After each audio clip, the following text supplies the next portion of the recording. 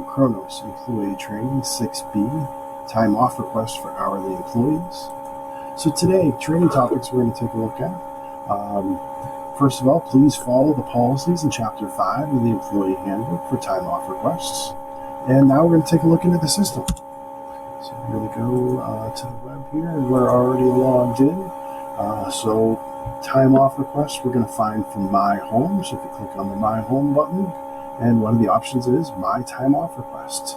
So as you click that, it'll bring you up to the time request field.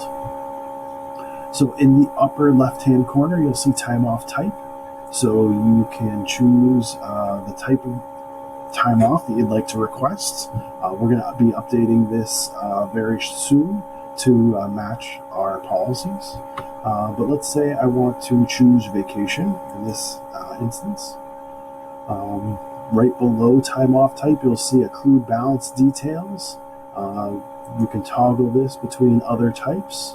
But so vacation, you can see current balance, what's been taken, what's scheduled, and what's currently pending approval.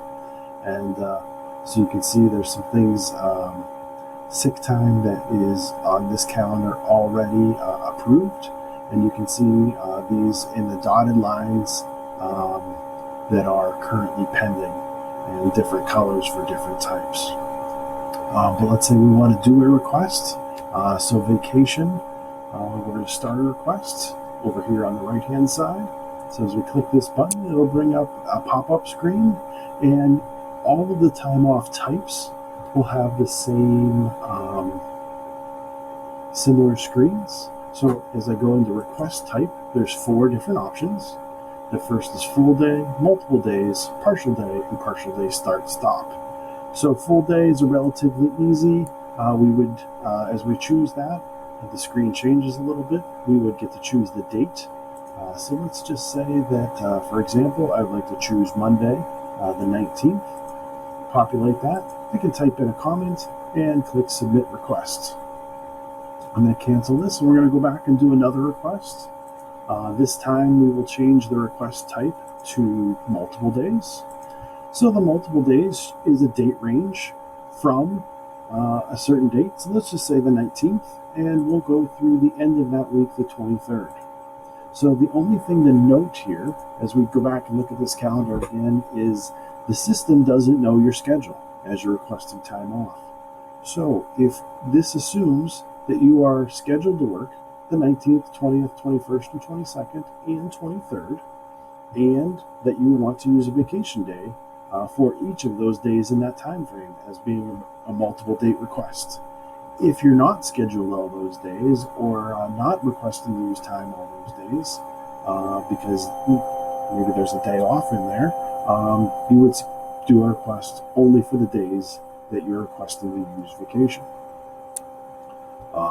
So for example, if you were off on the 21st, we would do 2 multiple day requests, a 19 and 20, and then a second request for 22 and 23.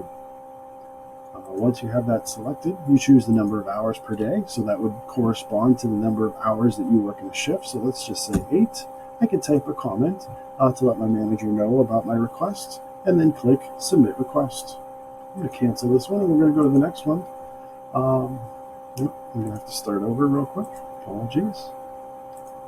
Click My Home, My Time Off Request. Again, I'm going to choose my time off type. We'll just go back to vacation. I can click Start Request here on the right-hand side, and request type. So the partial day and partial day start stop are almost identical. The partial day start stop is actually easier to use. So we're going to use that one instead. So we'll choose a date. So let's, in this instance, let's just say the 19th. And let's say that I would like to take the afternoon off. Maybe have off from 12:30 to 4:30 after lunch through the end of my day. So we could do 12:30. And as we click over here on AM, we can adjust that to PM, and to 4:30, and we can adjust this to PM by just clicking on it. So it'll give you a total of 4 hours based on your from and your 2 times. You put a comment in, and then this way, by using this request of partial day start stop, it lets your manager know exactly when you're thinking of So welcome to part 2 of the video of request time off. So we were just at the end of part 1, we were just wrapping up a partial start-stop vacation request and basically saying that you can put a comment in to let your manager know exactly what you're looking to do by requesting a partial day off. But this option is much easier than using the other partial day, which gives your manager fewer details as to your requests. Again, with this request, when you're done with it, you would click submit. And what would happen from this point forward? Your manager would get an email and a notification to say that a request is out there for you. You would not get a notification back until your manager either approved or denied. So upon approval or denying that request, an email will be sent to your work email to let you know if the request was approved. And if so, it would be immediately populated onto your time card. And if it was rejected, the manager would need to put a reason, and that would be included in the email that you received, and no changes would be made to your time card. Other things, places that you could go to look, well, you can go to this request and use the calendar here to see what your different approved time off or requested time off is. You could also, by clicking on the 3 bars, go to your dashboard all the way at the bottom of the pane there. Click on that.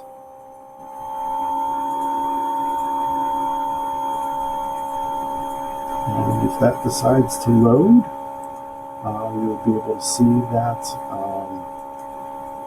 your time off request from your dashboard. Oh, here we are. So you can see,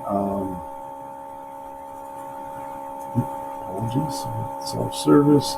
You can see your My Time Off requests here and a couple different views: this week, next week, this month, next month, and as well as seeing your balances just in a different format than what we saw on the previous page for the requests.